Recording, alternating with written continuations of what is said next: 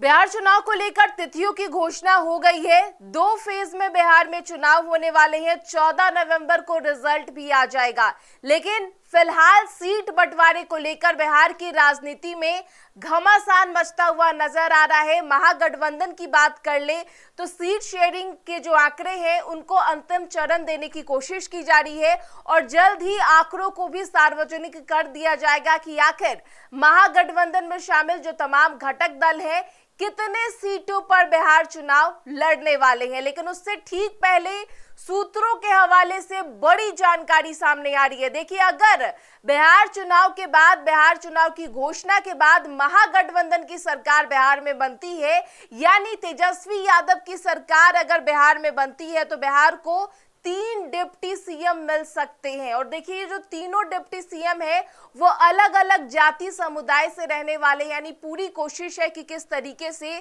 जातीय समुदाय को एडजस्ट करने की जो कोशिश है वो महागठबंधन के तरफ से की जा रही है। देखिए, पूरी कोशिश है कि महागठबंधन जातीय समीकरण को महत्वपूर्ण मानती है और बड़ा दांव खेलते हुए नजर आ रही है। सूत्रों के हवाले से जानकारी सामने आ रही है कि बिहार को 3 डिप्टी सीएम मिल सकते हैं और अलग अलग समुदाय के ये जो डिप्टी सीएम है वो होने वाले हैं। ऐसे में आपको जानकारी दे दें कि एक डिप्टी सीएम दलित समुदाय का होने वाला है, दूसरा मुस्लिम समुदाय का होने वाला है और तीसरे की अगर बात कर ले तो ईबीसी समुदाय से डिप्टी सीएम को लेकर जो चयन है वो किया जा सकता है।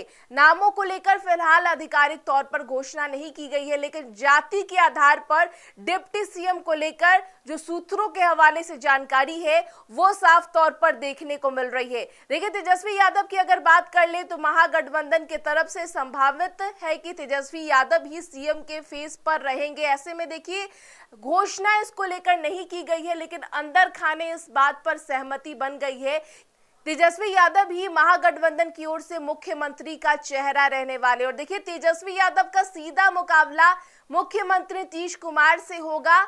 2 दशक तक लगातार बिहार में राजनीति करते नजर आ रहे हैं और बिहार के मुख्यमंत्री है। और उसके अलावा अगर एनडीए की बात कर ले तो एनडीए में मौजूदा समय में 2 डिप्टी सीएम है, सम्राट चौधरी जो ओबीसी वर्ग से आते हैं, इसके अलावा विजय कुमार सिन्हा जो भूमियार वर्ग से आते हैं। यानी सीधा मुकाबला महागठबंधन और एनडीए गठबंधन के बीच ही फिलहाल बिहार के राजनीतिक परिवेश में देखने को मिल रहा है। और ऐसे में महागठबंधन में सीट शेयरिंग को लेकर के भी अगर बात कर ले तो अब स्थितियां लगभग अंतिम चरण में है। सीटों के आंकड़ों को लेकर जो अंदर खाने से खबर निकल करके सामने आ रही है, बताया जा रहा है कि आरजेडी संभावित है कि 125 बिहार विधानसभा के सीटों पर चुनाव लड़ सकती है। कांग्रेस की अगर बात कर ले तो 50 से 55 सीटों के बीच सहमति बनते नजर आ रही है। इसके अलावा वाम दलों की अगर बात कर ले तो 25 सीटों पर जो ऑफर है उन्हें दिया जा रहा है, लेकिन वाम दलों की तरफ से लगातार 30 सीटों की जो डिमांड है वो की जा रही है। इसके अलावा जो बाकी के सीट बच गए हैं उसे वीआईपी में बांटा जाएगा, इसके अलावा पशुपति पारस में बांटा जाएगा और जेएमएम को भी इंक्लूड करने की जो कोशिश है वो की जा रही है। उन्हें भी संभावित है कि कुछ सीटें जो है वो बिहार विधानसभा के चुनाव में मिल सकती है, क्योंकि देखिए, आरजेडी जब झारखंड का बिहार विधानसभा का चुनाव हो रहा था तो आरजेडी को कुछ सीटें मिली थी और इस लिहाज से ये कोशिश है कि बिहार चुनाव में भी जेएमएम को एडजस्ट किया जाए। तो पूरी कोशिश है कि किस तरीके से महागठबंधन की ओर से सीटों का बंटवारा किया जाए ताकि जो तमाम सहयोगी दल है, जो घटक दल है महागठबंधन के, उन सभी को एडजस्ट किया जाए, किसी को नाराज नहीं किया जाए। और ऐसे में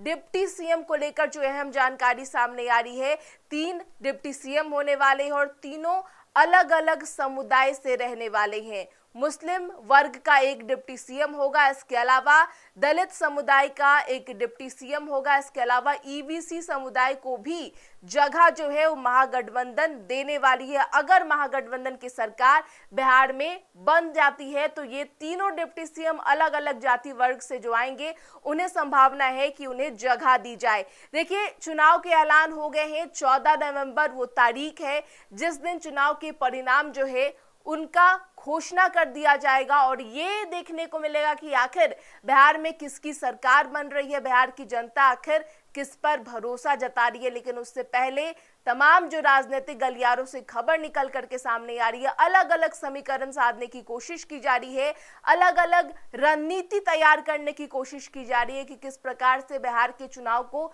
साध लिया जाए। और इसी कोशिश में महागठबंधन ने अब बड़ा दांव खेल दिया है। डिप्टी सीएम को लेकर अलग अलग जो समुदाय है उनको साधने की जो कोशिश है वो की जा रही है। बहरहाल इस खबर में इतना ही। तमाम खबरों के लिए बने रहे फर्स्ट बिहार झारखंड के साथ। नमस्कार। गोल, जहां 27 वर्षों के सफर में 17,000 से भी अधिक छात्रों ने डॉक्टर एवं इंजीनियर बनकर भरे सफलता की ऊंची उड़ान, जहां साधारण छात्र भी बिहार टॉपर्स बनकर बना रहे इतिहास। दूरदर्शी शिक्षाविद श्री बिपिन सिंह के मार्गदर्शन में मेडिकल एवं इंजीनियरिंग के लाखों छात्रों के लिए आशा की किरण के रूप में गोल, द रिजल्ट फैक्ट्री।